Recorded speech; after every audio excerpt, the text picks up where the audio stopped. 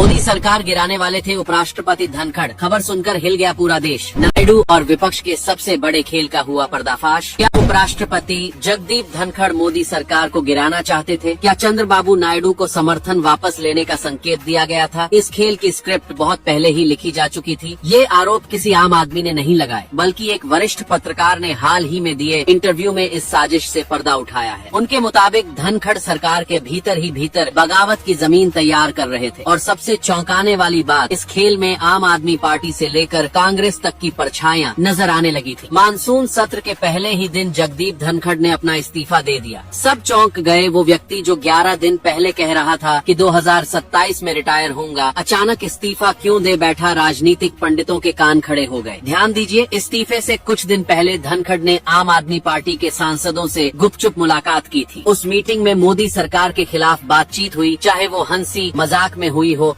या गंभीरता से। ये बात सरकार तक पहुंच गई। फिर जो हुआ उसने आग में घी डाल दिया। एक बैठक में जब केंद्रीय मंत्री शिवराज सिंह चौहान पहुंचे तो धनखड़ ने बेहद अभद्रता से व्यवहार किया। सिर्फ शिवराज सिंह ही नहीं, और भी कई मंत्रियों को उन्होंने अपने कर्मचारी की तरह ट्रीट किया। उनके ओएसडी को बुलाकर आदेश देने लगे। मोदी सरकार के भीतर गुस्सा उबलने लगा। सरकार को लगने लगा ये उपराष्ट्रपति नहीं, एक पैरेलल सरकार चला रहे हैं। धनखड़ की सोच थी कि उपराष्ट्रपति को भी प्रधानमंत्री जैसी पावर मिलनी चाहिए, और उन्होंने ये बात बार बार जताई। लेकिन असली टकराव शुरू हुआ तब जब अमेरिका के उपराष्ट्रपति जेडी वांस भारत आए। धनखड़ ने जिद पकड़ ली, जेडी वांस से 1-on-1 मीटिंग चाहिए। सरकार ने समझाया भारत और अमेरिका के उपराष्ट्रपतियों की भूमिका अलग है, लेकिन धनखड़ नहीं माने। गुस्सा और गहराया। अब आइए असली धमाकेदार मोड़ पर। धनखड़ को लगने लगा था कि उन्हें भी पीएम जैसी वीआईपी गाड़ियां मिलनी चाहिए। फिर शुरू हुई मनमानी नियुक्तियों की लिस्ट। यूनिवर्सिटीज में, दूरदर्शन में, यहाँ तक कि अपने रिश्तेदारों को भी पद बांटे गए। यहाँ तक कि कांग्रेस सांसद और रॉबर्ट वाड्रा से जुड़े उनके दामाद का नाम सामने आया। ये सब संकेत दे रहे थे कि धनखड़ अब पूरी तरह सरकार के खिलाफ मोर्चा खोल चुके हैं। अब आते हैं सबसे विस्फोटक दावे पर। धनखड़ कुछ विपक्षी नेताओं से कह चुके थे, चंद्रबाबू नायडू को कहिए समर्थन वापस ले ले, सरकार गिर जाएगी। जी हाँ, नायडू के जरिए एनडीए को तोड़ने की प्लानिंग चल रही थी। इतना ही नहीं, किसान आंदोलन से जुड़े नेताओं से भी धनखड़ संपर्क में थे। अंदर खाने एक बड़े विद्रोह की स्क्रिप्ट लिखी जा रही थी। और जब जजों के खिलाफ महाभियोग प्रस्ताव आया तब मामला फूटा। धनखड़ चाहते थे 2 जजों पर कार्रवाई, जबकि सरकार सिर्फ एक नाम पर विचार कर रही थी। लेकिन धनखड़ विपक्ष से पहले बात कर चुके थे। सरकार को जब पता चला कि विपक्ष के पास मीटिंग की जानकारी थी पर लीडर ऑफ हाउस को नहीं, बस वहीं से सरकार का भरोसा टूट गया। फिर क्या था, सरकार ने अल्टीमेटम दे दिया, या तो खुद हट जाइए या कार्रवाई के लिए तैयार रहिए। धनखड़ समझ चुके थे कुर्सी पर रहकर बेइज्जती झेलनी पड़ेगी, इसलिए